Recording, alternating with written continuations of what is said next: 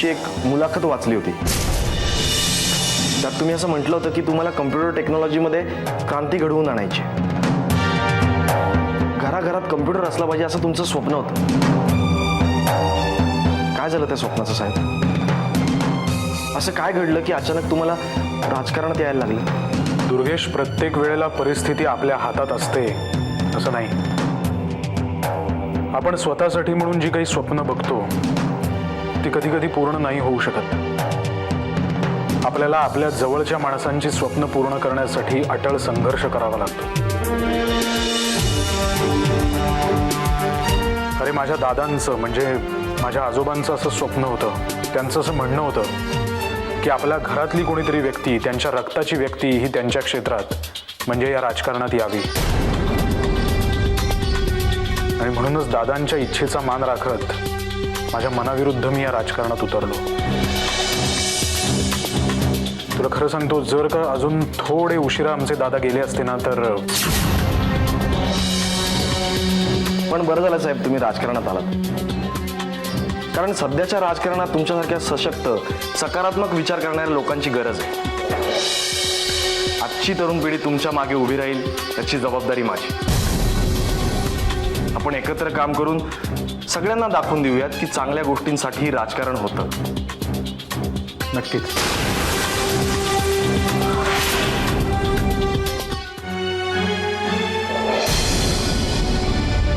Doctor, या गोळ्या द्या. उद्या सकाळपासून त्यांना द्यायला सुरुवात करा. ओके डॉक्टर, पण काही सिरियस नाही आहे ना? सिरियस काही नाही आहे, फक्त त्यांच्यावर बारीक लक्ष ठेवावं लागेल. उद्या सकाळी येऊन मी त्यांना चेकअप करू द्या. ओके. तारका, की मला सांग, नक्की मावशी कशी पडली तुला माहिती आहे का? अरे, मी केअर टाकायला म्हणून बाहेर आली, तेवढ्यात मावशी ओरडत बाहेर आल्या. लेखा थांब थांब, जाऊ नकोस, मी पण येते असं म्हणत त्या बाहेर निघाल्या. मला काहीच कळालं नाही त्या कोणाला बोलवत आहेत. मी त्यांना थांबवण्याचा प्रयत्न केला, तेवढ्यात त्या ठेच लागून पडल्या. बरं झालं मी होते म्हणून पटकन त्यांना घरात उचलून नेलं आणि डॉक्टरांना बोलावलं आणि लगेच तुला फोन केला. थँक्स काकी. चल मी येते, काय लागलं तर नक्की सांगा. नक्की.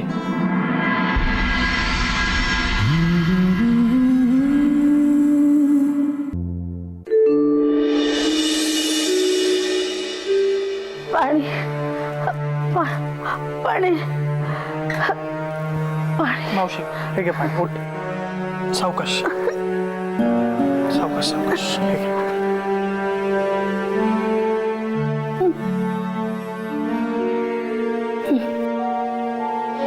झोप. हॅलो. आई ग, डोकं लागतंय माझं.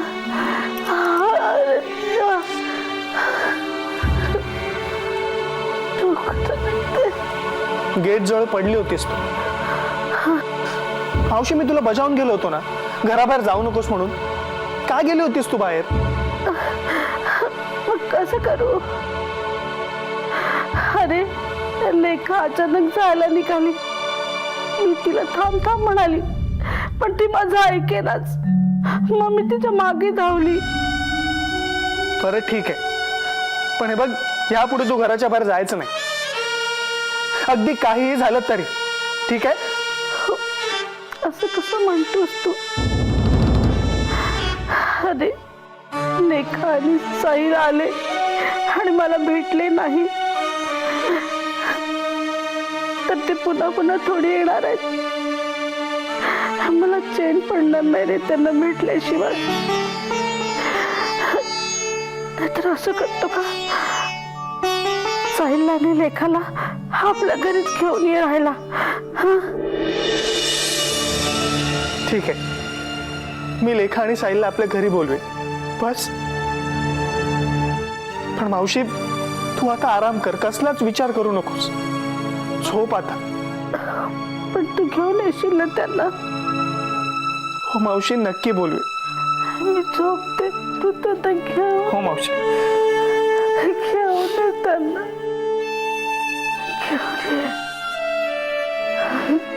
घेऊन ये.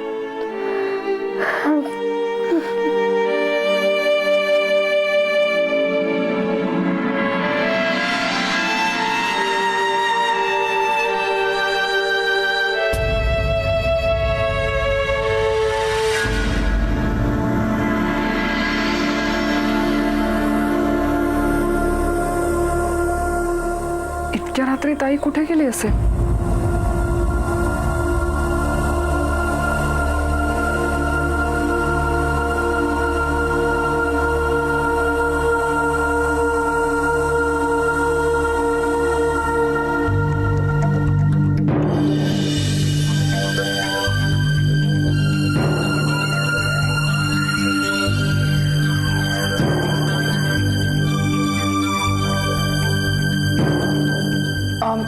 हॅलो, मोहन शेठ ना?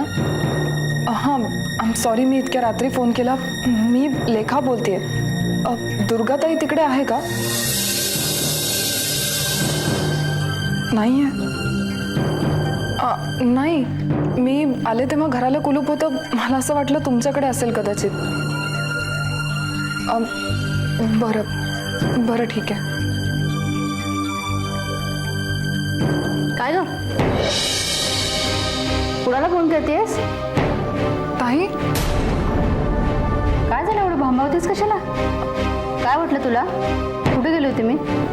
नाशिकला? हो. पण साहिलला आणण्यासाठी जर तू काही हालचाल केली नाहीस ना, तुम्ही खरंच नाशिकला जाणार आहे. ताई प्लीज. इतके दिवस झाले साहिलला नाशिकला जाऊन.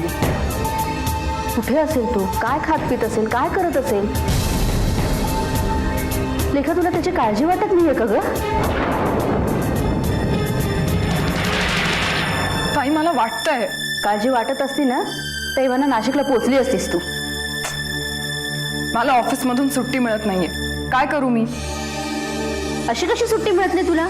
मी यश सरांशी सुद्धा बोलले, पण काही उपयोग झाला नाही. कमाल आहे. तू खरं कारण सांगितलंस का त्यांना? ते काही ऐकून घेत नाहीत ताई. खूप स्ट्रिक्ट आहेत ते, माहितीये? स्ट्रिक्ट असेल ना तर त्यांच्या घरी. भाऊ हरवल्या सांगितल्यानंतर सुद्धा पाठवत नाही म्हणजे काय? ते काय नाही, मी येते तुझ्या ऑफिसमध्ये आणि माझ्या शब्दात समजावून सांगते त्या. ते बाई प्लीज, तू असं काही करणार नाही असा. लेखा, काय करायचं ठरवलेस तू? पण मी आता स्वस्त बसणार नाही. मी नाशिकला जाऊन त्याला शोधणार आहे. ताई, ताई प्लीज. नाशिकला शोधायचा कुठे हा प्रश्नच आहे. मला माहिती आहे तू काही सांगणार नाहीयेस, तरी सुद्धा शेवटचा एकदा विचारते मी तुला. तू नाशिकला कुठं आहे? आणि मुख्य म्हणजे नाशिकला तो कशासाठी गेलाय?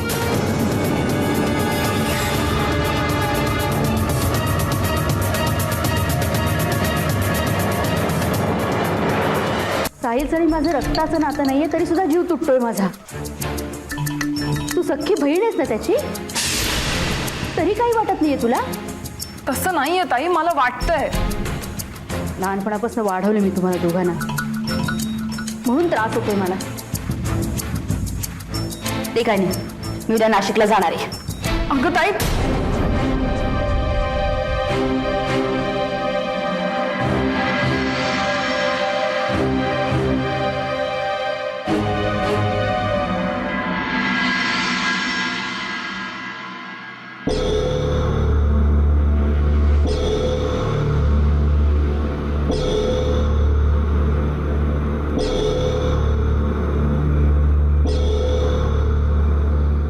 काय वरून झोप लागत नाही वाटतं. खरं तर माझी झोप उडाली. म्हणजे काय, वातावरण गरम आहे, वेगवेगळे वारे वाहत आहेत. उदय काका, अरे तुझ्यासारख्या मातब्बर राजकारणी माणसाची झोप उडाली आहे म्हणजे आश्चर्य आहे. कसं आहे वरून, असं म्हणतात की ज्याचा जो प्रांत असेल तिकडे त्यांनी काम करावं. आता माझा प्रांत आहे राजकारण, ते सोडून मी उद्योगधंद्याकडे लक्ष घालू का? उदय काका, तुला नेमकं काय म्हणायचंय ते मला कळत नाहीये. कसं आहे वरून, राजकारण हा काही तुझा प्रांत नाही असं तूच म्हणायचंस, तरी तू राजकारणामध्ये उतरलासच. त्यामुळे सगळा प्रॉब्लेम झालेला आहे. उदय काका, म्हणजे मी राजकारणात आल्यामुळे तुझा प्रॉब्लेम झालाय असं म्हणायचंय का तुला? नाही नाही, प्रॉब्लेम म्हणजे मला असं म्हणायचं आहे की आपण दोघेही राजकारणात आल्यामुळे उद्योगधंद्याकडे लक्ष द्यायला वेळ कुणाला मिळणार? पण मग मी तिकडे लक्ष द्यावं असं सुचवतोयस तू? काय झालं वरून, आपला साखर कारखाना आहे ना, तो खूप लॉसमध्ये चाललाय. आणि वेळीच जर का तिकडे लक्ष घातलं नाही तर खूप मोठ्या आर्थिक संकटाला आपल्याला तोंड द्यायला लागेल. पण काय कारण काय याचं? कारण अनेक आहेत, पण लक्ष कोण घालणार? ऊसाची क्वालिटी बरी नाही आहे, भाव वाढले ऊसांचे, 1 ना 2, किती कारण सांगू तुला? अरे पण उदय काका, ऊसाचा जो हमी भाव आहे तो द्यावाच लागणार आहे शेतकऱ्यांना. अरे तिथेच तर सगळा घोळ आहे ना. शेतकऱ्यांचं ना काय करायचं मला काही समजत नाही. उदय काका, आपण काहीच करू शकणार नाही आहोत. तो हमी भाव मिळणं हा शेतकऱ्यांचा हक्क आहे आणि कायद्याप्रमाणे तो त्यांना द्यावाच लागणार आहे. अरे वा, शेतकऱ्यांचा हक्क, कायदा, राजकारणी माणसांची भाषा बोलायला लागलास तू वरुण सरनाईक. चांगलंय चांगलंय, ठीक आहे. तुम्ही नका लक्ष घालू, मीच बघतो काय करायचं ते.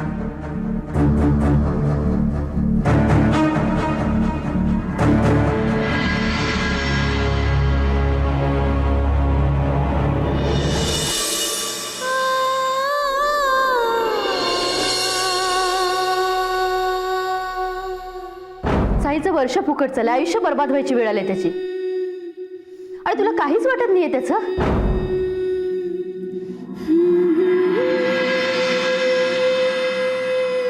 साहिल जरी माझं रक्ताचं नातं नाहीये तरी सुद्धा जीव तुटतोय माझा.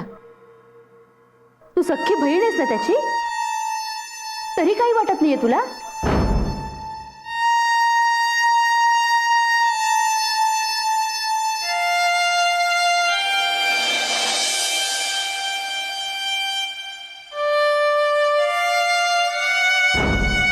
लहानपणापासून वाढवले मी तुम्हाला दोघांना, म्हणून त्रास होतोय मला. ते काय नाही, मी उद्या नाशिकला जाणार आहे.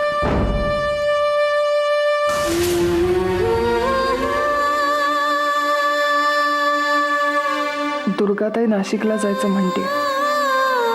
आता तिला कसं समजावून सांगू की त्या गोष्टीचा काहीच उपयोग होणार नाही, तिला साहिलचा शोध घेता येणार नाही, आणि मी काही सांगायला गेले तर ती मला 4 प्रश्न विचारेल ज्याची उत्तरं माहीत असून सुद्धा मी नाही देऊ शकणार. सगळीकडूनच कोंडी होऊन बसली. हे सगळं का घडतंय माझ्या बरोबर?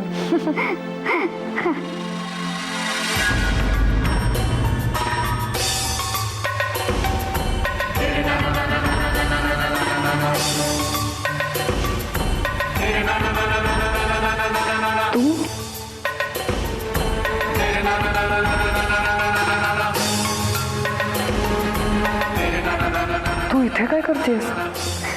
तुझी गंमत बघते. गंमत? तुला ही सगळी गंमत वाटते? मी इतक्या मोठ्या प्रॉब्लेममध्ये आणि तुला मस्करी सुचते. पण हे सगळं कोणामुळे झालंय? तुझ्यामुळेच ना. माणूस स्वतःच समस्या निर्माण करतो आणि मग त्याचा डोक्यात ताप झाला म्हणून रडत बसतो. म्हणजे तुला असं म्हणायचं की ह्या सगळ्या समस्या मी निर्माण केल्या? छान. मी कधीच कोणाचं वाईट केलं नाही, आणि तरी सुद्धा सगळ्यांचा राग, सगळ्यांचा उपेक्षा माझ्यावर काय येतात? कारण तू हव्या त्या गोष्टी बोलतच नाहीस. ओढवून घेतल्या राग हा न बोलून झालेल्या गैरसमजुतीपेक्षा वाईट असतो लेखा. तू बोलत जा ना, तुझ्या मनात जे काही आहे ते सांगून टाक ना. मग ते ऑफिसमधले सर असो किंवा दुर्गाताई. एवढी वर्ष काहीही न बोलता आपण जे सहन केलंय त्याचे परिणाम बघतेस ना तू. मग तू अजून किती दिवस अशी गप्प बसणार आहेस? आणि जर तू सत्य लपवण्याचं म्हणत असशील ना तर हा तुझा भ्रम आहे. कारण सत्य कधीही लपून राहत नाही. एक ना एक दिवस ते बाहेर पडतंच. मग ते तुझ्या तोंडून बाहेर पडलं तर काय हरकत आहे? माझं ऐकणार असशील तर तू दुर्गा ताईला उद्याच सगळं सांगून टाक. आणि हो, तुझ्या त्या सरांनाही सांग की तू तुझं काम वेळेत पूर्ण केलंयस म्हणून. सरांचं तर ठीक आहे ग, पण ताईला हे सगळं सांगणं सोपं नाहीये. मला जे वाटलं ते मी तुला सांगितलं. आता निर्णय घेणं हे तर तुझ्याच हाती आहे ना.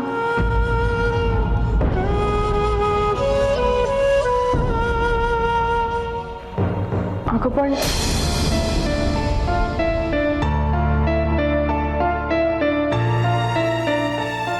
मी हा मनावरचा ताण आता नाही सहन करू शकत. यातून मार्ग काढावाच लागेल. मी ताईला खरं काय ते सांगितलं तर.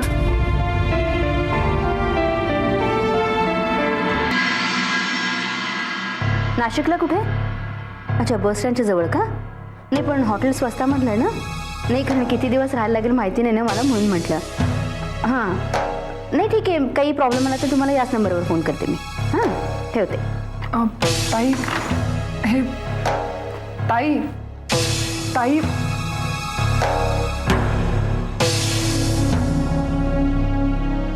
ताई, तो फोन, ही बॅग, हे सगळं काय चाललंय? काही नाही ग, नाशिकला जायला निघाले ना म्हणून चौकशी करत होते. स्वस्तातलं हॉटेल कुठलं आहे, स्वस्तात जेवण कुठे मिळतं, किती दिवस राहायला लागेल माहिती नाही ना मला, म्हणून. ताई, पण तू अशी अचानक का निघालीस? तू येतेस का माझ्या बरोबर? नाही, मला माहिती आहे तुला नाही मिळता येणार, सहजच विचारलं मी आपलं. ताई, पण तू. पण लेखा, ऑफिसमध्ये वेळेवर जात जा. हा, काम मन लावून करत जा, म्हणजे काय होईल, बॉस बढती देईल तुला, हो की नाही? ताई, हे काय बोलतेस तू?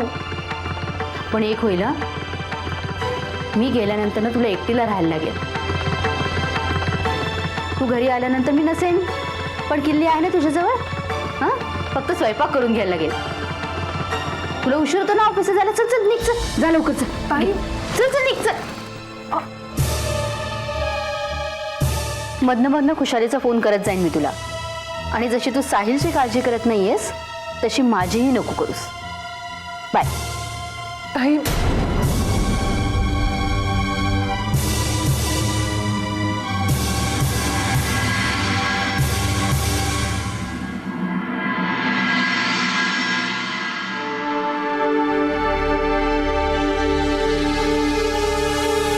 मला तुमच्याशी थोडं बोलायचंय.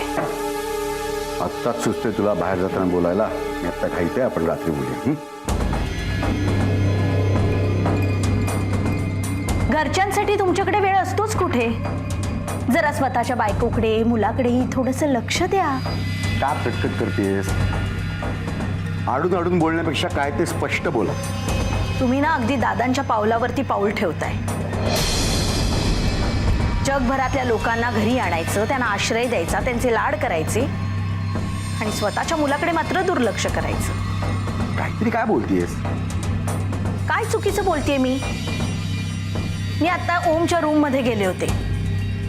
झोपलेत महाराज. रात्रभर पाट्या करत फिरायचं, मित्रांबरोबर धागडधिंगे घालायचे, आणि असं दुपारपर्यंत झोपून राहायचं. असं काहीच वाटत नाहीये हो तुम्हाला? अगं, वय आहे त्याचं, जरा मजा करू दे की त्याला. स्वतःचं करिअर करण्याचंही हेच वय आहे त्याचं. हे वय केव्हा निघून जाईल ना हे तुम्हालाही कळणार नाही आणि त्यालाही. बर, ठीक आहे. काय करू म्हणतेस? मी तुम्ही ओमला तुमच्या कामात इन्व्हॉल्व्ह करून घ्या. बर, बघूया. हो, बघू काय बघू? आता वरुण सुद्धा राजकारणात आलाय, यश परत आलाय, सगळी इस्टेट त्याच्या नावावरती आहे. अशा वेळेस आपण आपल्या ओमच्या भविष्याचा विचार नको का करायला? तुला काय वाटतं? मला माझ्या मुलाची चिंता नाहीये. मी काही विचारच करत नाही. उगाच काय एवढा मोठा राजकीय पुढारी झालोय मी. थोडे दिवस थांब जा. साधारण किती दिवस? मृदुला, प्रत्येक गोष्टीची एक वेळ यायला लागते. आत्ता वरून काय वागतोय ह्याच्याकडे माझं बारीक लक्ष आहे. आणि तोच दादांचा खरा राजकीय वारसदार असल्यामुळे इतरांचंही त्याच्यावरती तेवढंच लक्ष असणार. त्याचंच तर मला टेन्शन आहे. अगं पण ते आपल्या पथ्यावर पडेल की. हे बघ, लोकांच्या त्याच्याकडून निश्चितच खूप अपेक्षा असणार. त्यामुळे वरुणच्या हातून झालेली बारीकशी चूक ही त्याची राजकीय कारकीर्द संपवण्यासाठी खूप मोठी चूक ठरेल. हो, आणि त्याच्याकडून चूक घडलीच नाही तर पण ती कशी घडवून आणायची हे मी बघेन ना. हं? हे बघ, त्या वरुणशी आपल्याला गोड बोलूनच डाव साधायला लागेल. आणि एकदा का त्याला संपवलं की मग दादांचा दुसरा नातू, त्यांचा राजकीय वारसदार आपल्या ओमचा राज्याभिषेक करायला कितीसा वेळ लागणार आहे.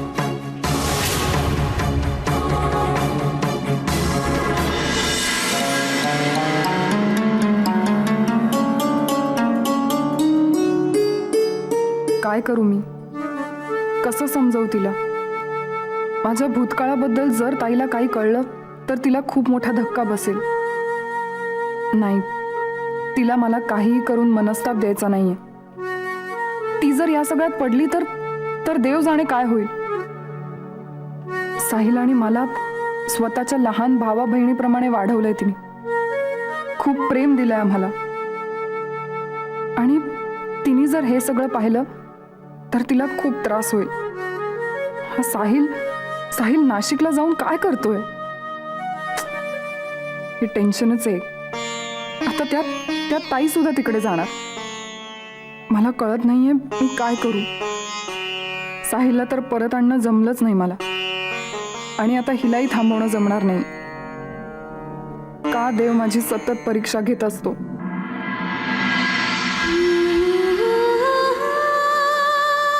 ताई नाशिकला जायचं म्हणत होती. ती खरंच जाईल का? मला वाटतं ती जाण्याआधी माझा विचार नक्की करेल.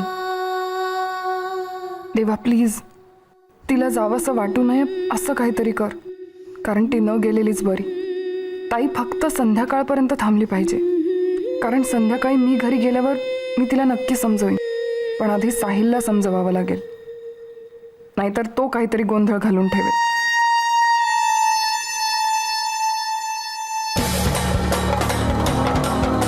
लेखा,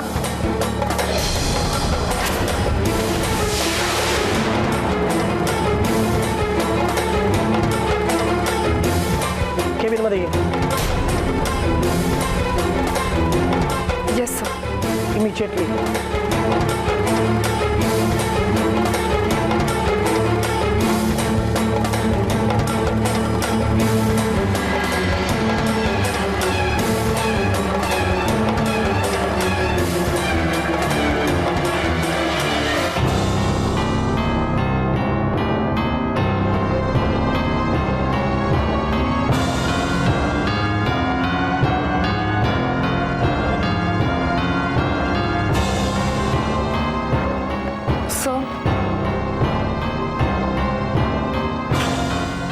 मी तुला काल करायला सांगितलेलं डिझाईन कुठे?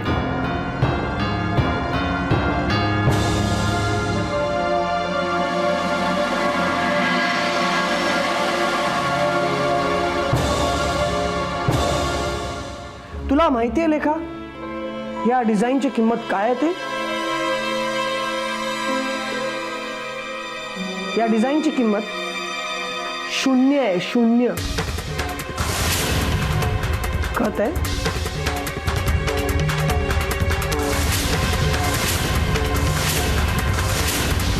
कारण हे डिझाईन मी तुला काल मेल करायला सांगितलं होतं, आणि हे डिझाईन तू मला आत्ता आणून देतेस.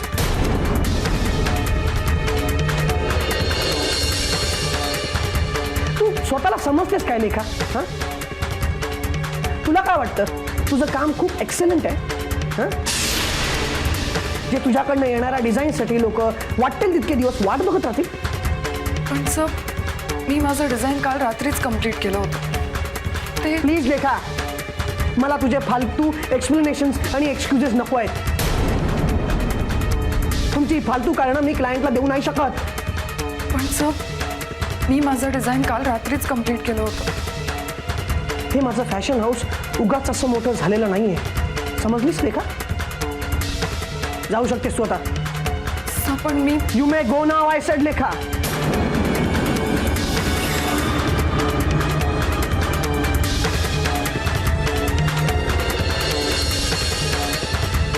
SP आला की मी तुला बोलवून घेईन.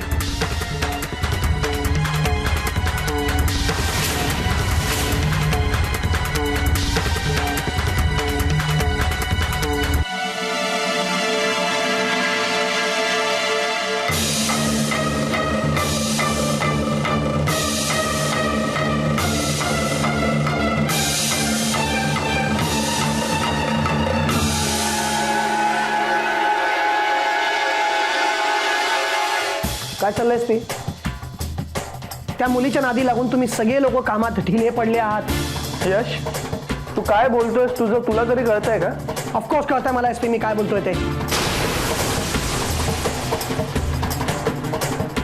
आणि एक गोष्ट लक्षात ठेव SP, मी आजपर्यंत कधी बेसलेस आरोप केले नाहीयेत तुझ्यावर. मला वेळेवरती मेल पोचत नाही, दुसऱ्या दिवशी तू ऑफिसमध्ये लेट येतोस. काय चाललंय सगळं? SP, अशा गोष्टी मी तुझ्याकडनं एक्सपेक्ट नाही करत. आपल्या फॅशन हाऊसचं नाव व्हावं म्हणून मी दिवसरात्र झटतो इथे. आणि तुम्ही लोक असे कॅज्युअल कसे राहू शकता? आता काही बोलणार आहेस का? असाच पुतळ्यासारखा उभा राहणार आहेस तू SP? शांतपणे ऐकून घेणार असशील तर बोलेन. बोल. हे बघ यश, तुला मेल नाही मिळाला यात लेखाची काहीही चूक नाहीये. मीच तुला मेल नाही करू शकलो.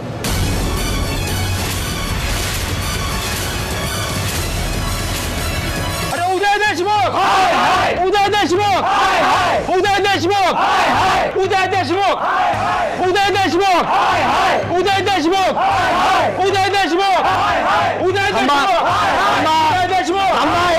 थांबा. काय झालंय? उदय साहेबांच्या नावाने का आरडाओरडा करताय तुम्ही? काय झालंय मला सांगा. आम्ही तुला कशा पाहिजे सांगू रा? आमचं काम देशमुख साहेबांकडे आहे आणि आम्ही ते त्यांना सांगू. कार्यकर्त्यांनो, ते एका महत्वाच्या कामानिमित्त बाहेर गेलेले आहेत. ते आल्यानंतर मी तुमचा निरोप त्यांच्याकडे देतो. तुम्ही मला सांगा काय झालंय. हे बघा, आम्ही तुम्हाला ओळखत नाही. आमचं काम देशमुख साहेबांकडे आहे आणि आम्ही त्यांना भेटल्या बिगर जाणार नाही. बोला देशमुख साहेब, देशमुख साहेब, उदय देशमुख, उदय देशमुख, उदय देशमुख. मित्रांनो, शांत व्हा, शांत व्हा. दुर्गेश, सगळं काय गडबड गोंधळ चाललाय? वरुण साहेब यांना उदय साहेबांना भेटायचं. हे बघा, शांतपणे मी काय म्हणतोय ते ऐकून घ्या. हे बघा, मी तुम्हाला सगळ्यांना विनंती करतो, तुम्ही तुमच्या ज्या काही समस्या असतील किंवा जे काही प्रॉब्लेम्स असतील ते मला सांगा ना, आपण ते सोडवण्याचा प्रयत्न करूया. अहो, आम्ही कुणाकुणाकडे आमची समस्या मांडायची? मग असे हे म्हणलं मला सांगा, आता तुम्ही म्हणते मला सांगा. ते काय बी नाही. बघा, आम्हाला देशमुख साहेबांना भेटायचं म्हणजे भेटायचंय. हा बस. तुमच्या ज्या काही समस्या आहेत त्या आधी नेमकेपणाने मला कळू द्यात ना. जर त्या मला समजल्या तरच आपण त्या उदय साहेबांपर्यंत पोहोचू शकतो. नाही का? आमच्याकडे बोलायला लागेल. तुम्ही सुरुवात करा. हे पहा, आम्ही शेतकरी आहोत. आजपर्यंत आम्ही आमचा ऊस दादासाहेबांच्या साखर कारखान्यालाच विकत होतो. पण यावेळेस देशमुख साहेबांची तशी काही इच्छा दिसत नाही. हो, पण असं कोण म्हणतंय? कोणी म्हणायला कशाला हवं? सरकारने जो दर ठरवलेला आहे तोच दर आम्ही लावलाय. पण आम्ही लावलेला दर त्यांना जास्त वाटतोय. आता तुम्ही सांगा, अहो इतर कारखानदारांनी बी देशमुख साहेबांचं अनुकरण केलं तर आमचं कसं व्हायचं? आमचं लय नुकसान होईल. हा, आणि वर्षभर गेले कष्ट बी पाहण्यात देतील आमचं. कार्यकर्त्यांनो, आम्ही दादासाहेबांच्या काळापासून दुसऱ्या कोणालाही ऊस विकलेला नाही. पण दादासाहेब गेल्यानंतर जर आम्हाला अशी वागणूक मिळणार असेल तर आम्हाला या बाबतीत विचार करावा लागेल. देशमुख साहेबांना सांगा, आम्ही सुद्धा याच मतदारसंघातले आहोत. हे बघा, सगळ्यात महत्वाची गोष्ट, तुम्ही आधी चिडू नका. तुम्ही सगळेजण शांत व्हा. मी तुम्हाला शब्द देतो, माझं वचन आहे तुम्हाला सगळ्यांना की तुमचे जे काही प्रॉब्लेम्स आहेत किंवा ज्या समस्या आहेत त्या 100% सोडवल्या जातील. अहो तुमचा तो विश्वास वगैरे ठीक आहे हो, पण आपला परिचय काय हा? नमस्कार, मी वरुण सरनाईक, तुमच्या लाडक्या दादासाहेबांचा नातू.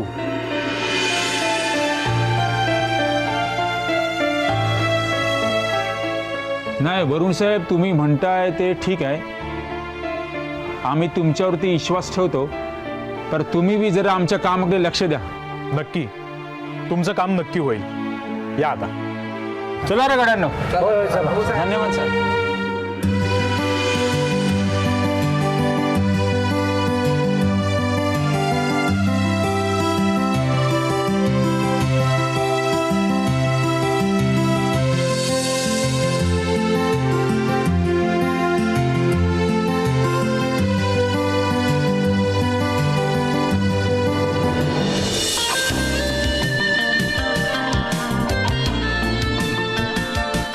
यश बोलवलंस?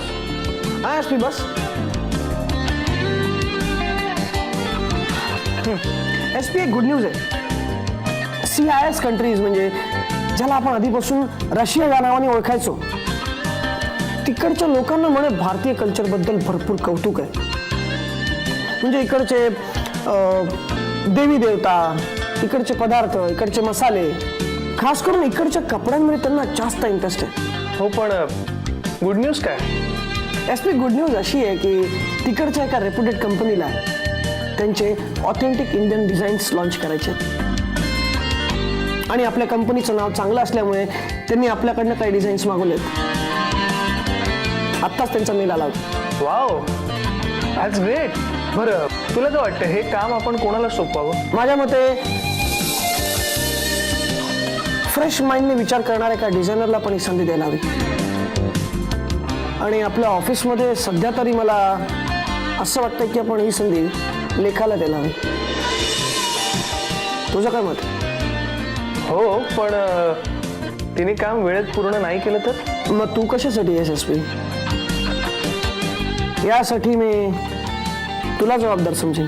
अच्छा, म्हणजे तुझी अशी इच्छा आहे की मी ते काम लेखाकडे सोपवावं, राईट?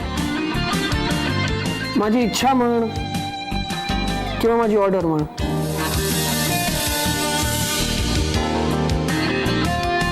जस्ट जोकिंग बाबा. अरे खरंच मस्करीत बोलत होतो मी. चला आता आपण कामाला सुरुवात करायला हवी. समोरनं चालून आलेल्या संधीला आपण असंच नाही जाऊ द्यायचं, नाही का? जा लवकर जा आणि लेखाशी बोलून घे.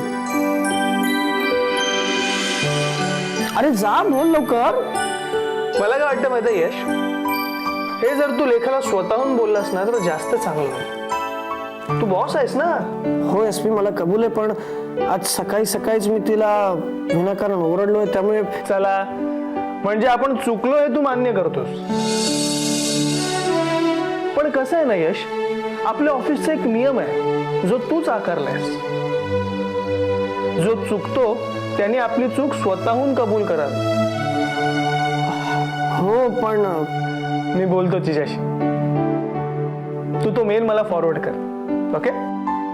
करतो. आणि हो, लेखाला सॉरी म्हणायला विसरू नकोस.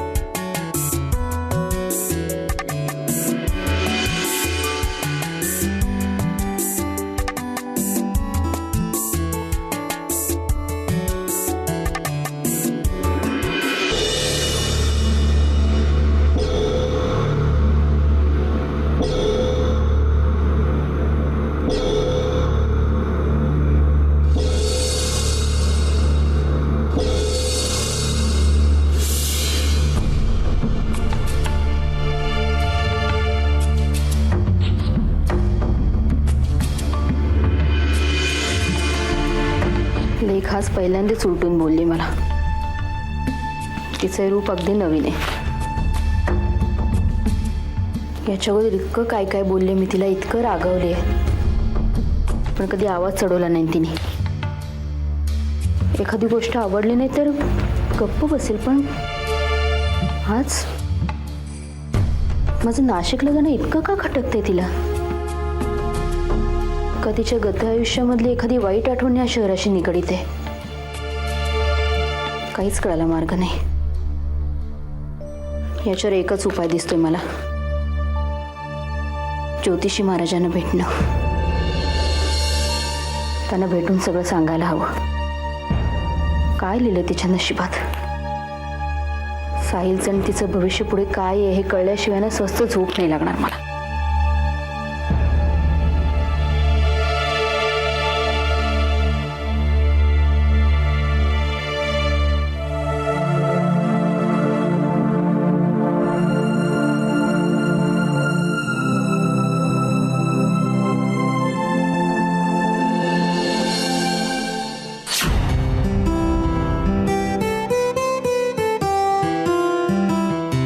तुम्ही दोघे उभे का, बसा ना.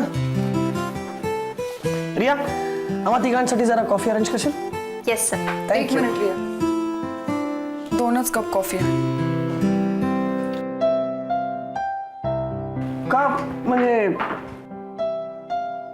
मला सुद्धा तुमच्यावर कॉफी प्यायला आवडेल, म्हणजे माझ्याशिवाय तुम्ही दोघे कॉफी पिणार?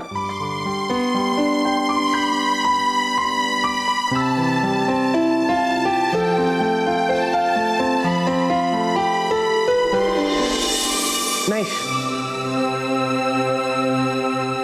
खरंच लेखाला चांगलाच सेन्स आहे डिझाईन्स बद्दल. रश्मी, तू डिझाईन्स पाहिलेस?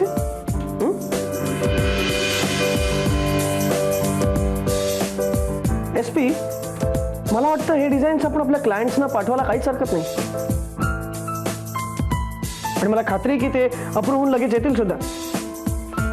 म्हणजे आपल्याला लवकरात लवकर काम सुद्धा सुरू करायला हवं. करेक्ट.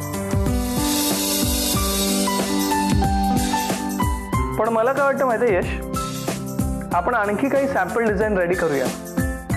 म्हणजे उद्या क्लायंट्सनी आणखी काही डिझाईन्स मागितले, then we should be ready. Lekha, तू 1-2 दिवसात अजून डिझाईन्स तयार कर, म्हणजे बरं पडेल.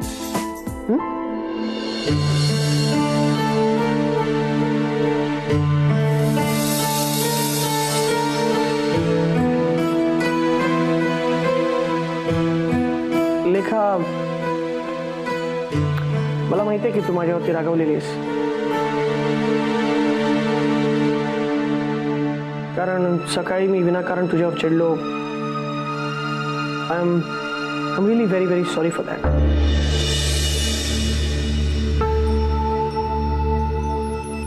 थँक्स.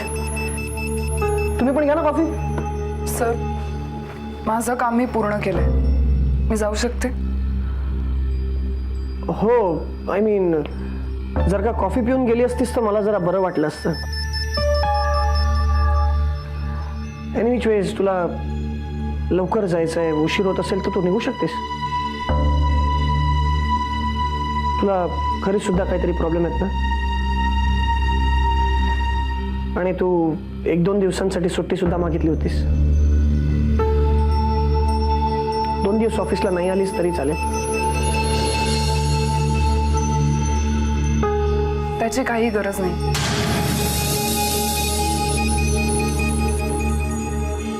कारण मी तशी उद्यापासून येणार नाही. मी ही नोकरी सोडते. हे माझं रेझिग्नेशन लेटर. लेखा, अगं काय हा काय वेडेपणा आहे?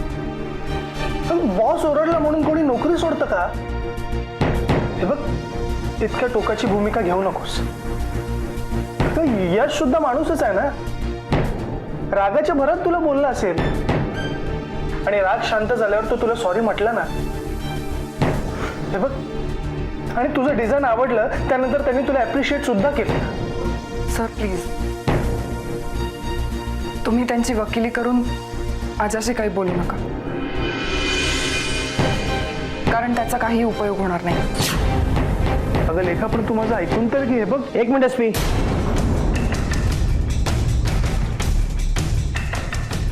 तू तिला एवढी विनंती करतोयस कशाला? तिला जायचंय, जाऊ दे ना. एक गोष्ट लक्षात ठेव एस पी, कंपनीपेक्षा जास्त महत्वाचं कोणीच नाही, अगदी मी देखील नाही.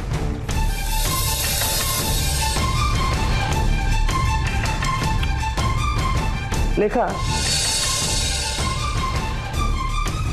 तुला जायचं तू जाऊ शकतेस, पण तू जाण्यापूर्वी तुला आठवत नसेल तर मी तुला आठवण करून देतो. लेखा, ही कंपनी जॉईन करत असताना तुला एका कॉन्ट्रॅक्टवरती सही करावी लागली असेल आणि तू ती केली सुद्धा असेल.